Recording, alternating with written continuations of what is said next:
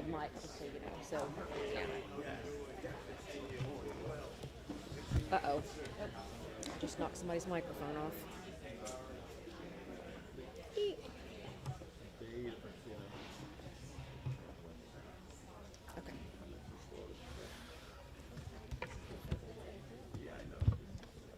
Try not to move this. Okay.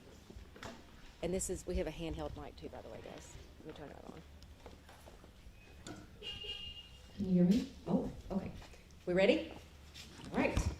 I am proud to be here this morning at Dare to Care, for who over 55 years have provided supplemental food to those in need in the Kentucky-Anna region. Last year, their food banks delivered 22.5 million meals. And while that is so very impressive, we must recognize that those are not just statistics. They are human beings, they are Kentuckians, they are family and friends. And I honestly never thought that I would have to call a press conference to discuss our government using food stamps for needy families as a bargaining chip. And yet, here we find ourselves today. Since 1939, this program with life-saving nutrition has provided life-saving nutrition to our most vulnerable neighbors. 8 Democratic presidents and 7 Republican presidents have governed over this program that underscores our shared American value of caring for those in need. Now, make no mistake, putting the SNAP benefits at risk is a choice that is being made by out-of-touch politicians in Washington, D.C. Our tax money has paid for this program, and the money is there. The government shutdown is being used as an excuse now to hurt Kentuckians. And while we are grateful that a federal judge upheld a stay order, there is no certainty in the days ahead. So let's take a moment to look at how integral the SNAP benefits have been in this region. Over 600,000 Kentuckians receive SNAP benefits. This represents more than 271,000 households, over 260,000 Kentucky kids. And I venture to say that every Kentuckian knows or is related to someone who utilizes SNAP. 13% of our population, a higher percentage than the national average, receive SNAP. Over 60,000 are adults with disabilities. Over 92,000 are elderly. There's a narrative floating out there that SNAP benefits subsidize adults who refuse to work, and that is absolutely not true. In Kentucky, 70% of working age recipients have a full-time job. Today, we have advocates representing these vulnerable groups to discuss what this senseless ending of the SNAP benefits will mean for Kentuckians that they serve. Joining me today, we have heroes who have championed this cause. And first up today, we have First Lady Brittany Bashir, and she has used her platform in this role to fight against hunger and to fight for Kentucky families. And I'm so glad that she could join us today.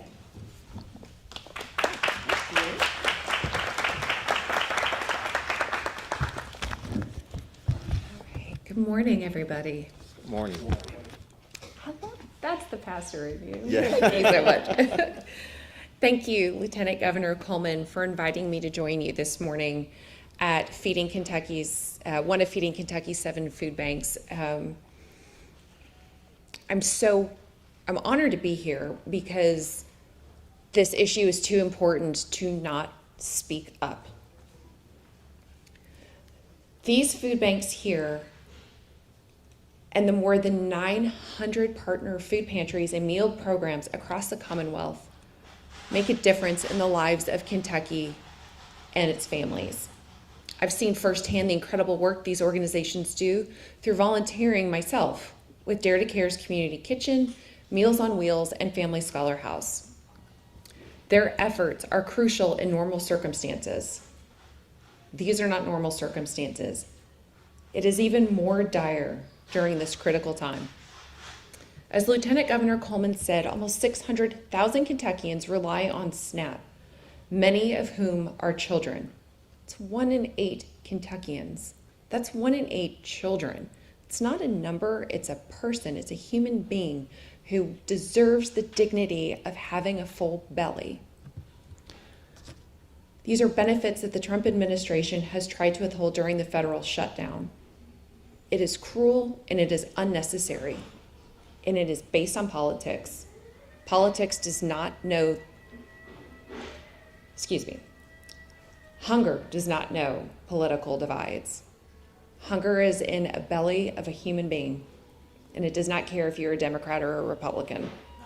Hunger is hunger, and it should never be used in a political game. A child going hungry is never okay. A parent skipping a meal so that their children have enough to eat is never okay. It puts an entire family at risk. A senior not knowing where their next meal will come from is a fear that nobody should have to face. Thankfully, Andy joined a lawsuit challenging the president's decision to not fund SNAP, and on Friday, a judge ruled in our favor. Unfortunately, we are still waiting for those funds to be made available by the federal administration. While we wait, the need for food and the fear of starvation continues to grow. Just like every challenge we face, Team Kentucky is going to see it through together. On Friday, Andy signed an executive order declaring a state of emergency and directed $5 million from the budget reserve trust fund to our Feeding Kentucky food banks. Feeding Kentucky and their incredible partners are being intentional by ensuring that support is spread throughout the state. These partners are also helping us through the state food drive, which began last week. The Team Kentucky Food Drive has drop-off bins for non-perishable food at every state office building in Frankfort and here at the L&N building in Louisville. Donations will go through established charities like Dare to Care, God's Pantry, and the Christian Appalachian Project for distribution to Kentuckians in need.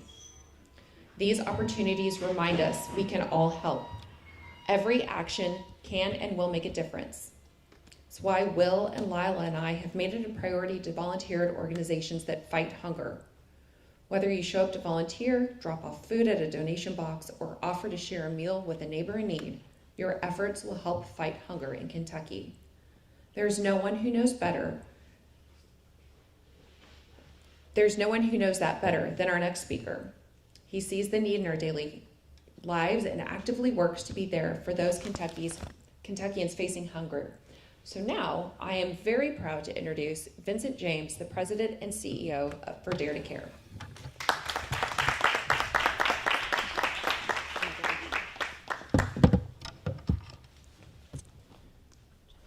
I want to thank Lieutenant Governor Coleman and want to thank First Lady Beshear for being here. I wish we didn't have to be here today, but we're here because we're standing up and speaking for those who have a voice, but they can't speak for themselves today. So we have an opportunity to be able to do that. We are also accompanied by Dr. Yearwood, who is the superintendent for JCPS. Across our community, what we're seeing and what we're seeing families experiencing, they're doing everything they can just to try to make it. And in doing everything they can just to try to make it, they're trying to stretch their paychecks as far as they will go. Parents are literally skipping meals so that their children can eat. We live in the wealthiest country in the world, and that should never be the case. Mothers are opening their pantries up and looking in only to see a few cans and wondering, how is this going to last for the end of the week? How am I going to get opportunities to feed my children? No mother, no parent should ever have to wake up and ask that question. Nearly 150,000 neighbors in our service area rely on SNAP benefits. It's literally the lifeline for individuals and families to be able to experience what we know as the American dream, where you wake up every morning and you don't have to ask the question, what am I going to eat? You know you have food to eat. Anything as we think about what's happening across the country and we see and hear of the rulings and we hear how it's being applied and understanding that, for us, when we think about SNAP benefits, and we know that that is a lifeline for many families so that they won't experience food insecurity, we're saying and understanding that nothing less than the full funding of SNAP benefits is what is needed. Because anything partially funded anything less than fully funded, we're still going to have families at risk that will not know where they're going to get their next meal from.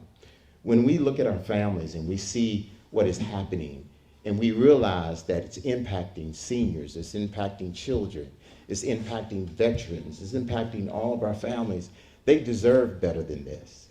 And so our food pantry partners are no longer really embracing for the impact. They're in the middle experiencing it day in and day out. We're seeing lines literally doubling and even some instances tripling as the demand and the need is rising. Even here, just yesterday, on average, we have emergency boxes here to provide for families. We normally see anywhere from 25 to 40 families a day. Yesterday, we saw 117 families. They were literally standing at the door, waiting for us to open up. And that should never be the case. And we're seeing this because families are concerned, and they rightfully should be concerned as to how they're going to have access to food. And again, when we think about our community and we think about the impact that these benefits have on families and the lack thereof, this fear that families are waking up with, not knowing how they're going to feed their families, no one again should ever have to experience that. For more than 50 years, Dare to Care has been in this community providing resources to families who are in need.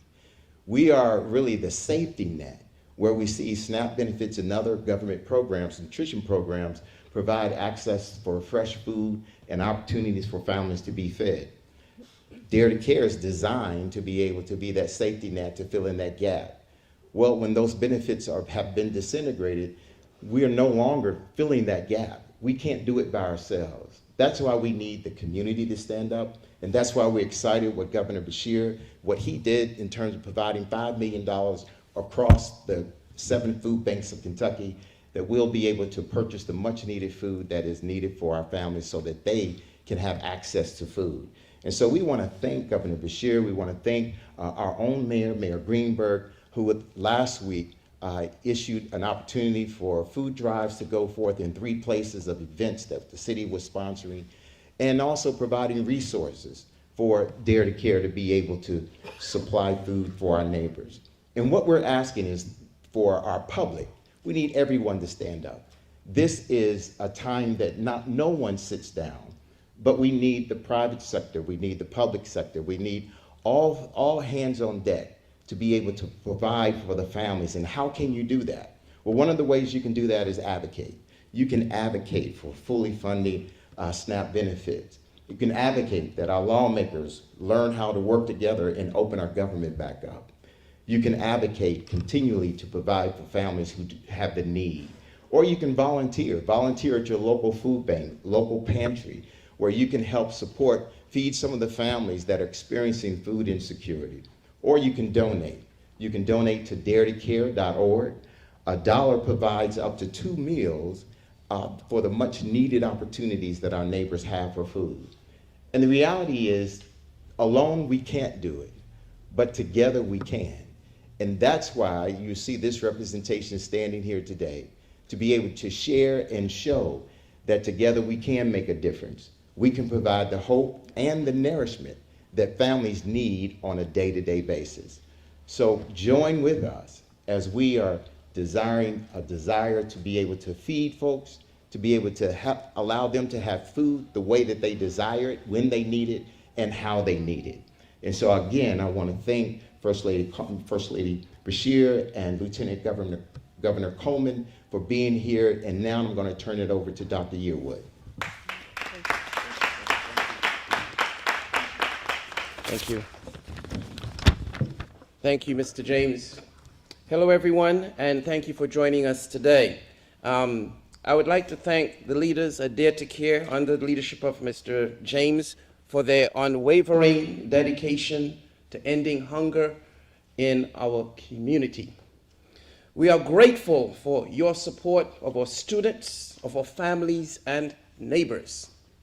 You are needed. You're critical to us. I'd also like to thank Lieutenant Governor Jacqueline Coleman and First Lady Brittany Beshear. The Commonwealth's significant and immediate response to this crisis reflects the urgency and the seriousness of this. This is very serious. At JCPS, for us, hunger is heartbreaking, and we see the signs in our students. Our students are hurting. When a child has trouble focusing in class, goes to the nurse with a stomach ache, and especially when they come in on a Monday morning for that free breakfast, you can see they're making up for lost time. They're making up for lost time from that weekend.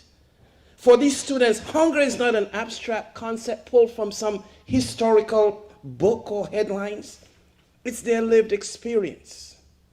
I too, growing up, experienced this hunger because we were food challenged in my family. I know the headaches, the pains, the suffering that goes with it. And so as we talk about hunger, we talk about children, we talk about suffering. And it's adult behaviors. Adult behaviors are the biggest determiner of the success of children. And in this case, we need adults to step up and support, because hunger is associated with pain and suffering, and our children deserve a lot better. Behind these students are parents who may have missed a paycheck. They're parents who may have problems with their cars breaking down or face another unexpected cost that has had a ripple effect that they now need to support. Every day in JCPS, we provide over 100,000 meals at no cost to students through funding received from the U.S. Department of Agriculture, from the Kentucky Department of Education. Our district qualifies for this resource because more than 60% of our students are deemed eligible through our federal programs, including SNAP, the Supplemental Nutrition Program. That is an unwavering number, representing more than 57,000 students. Now, we are incredibly proud to provide these meals through our schools. We are proud of that. That's not enough. It is not enough.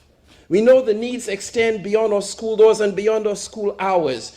That is why today I'm announcing that JCPS is partnering with Dare to Care to launch a massive district-wide food and fund drive.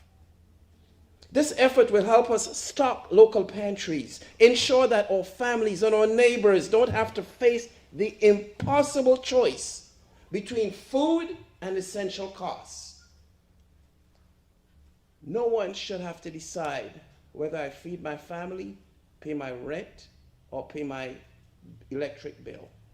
That should not be a determiner. Starting today, we're accepting donations at every JCPS school, as well as the Van Hoos Education Center, the Stober Building, and the CB Young Service Center. For our parents and neighbors who can afford to donate, if you can afford to donate, please do so. But when you sit around the dinner table and you're talking to your child about this, let them know that they're bringing that jar of peanut butter or that box of cereal to school for a purpose.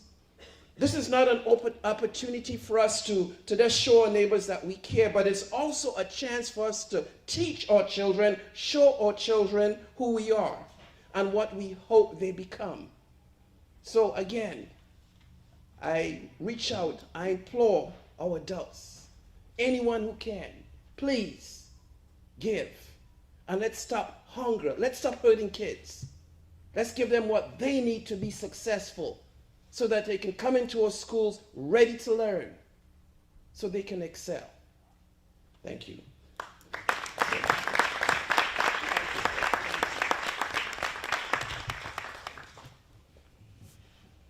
So once again, I urge you to consider how you might be able to help. You can visit feedingkentucky.org, feedingky.org. They have food banks in all 120 counties. If you or someone you know needs assistance, you can go there and click on the Get Help tab.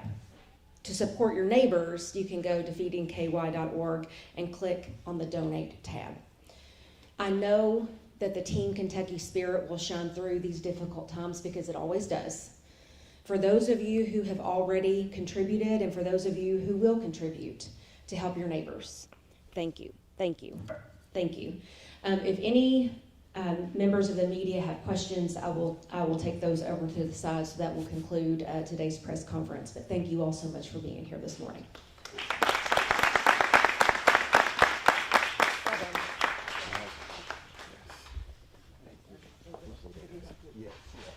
Great job. Come on. Great job. Thank you. Thank you. Thank you. Thank you so much. Yes, ma'am. Thank you. Thank you. Yes, sir. You go Yes. here. All right.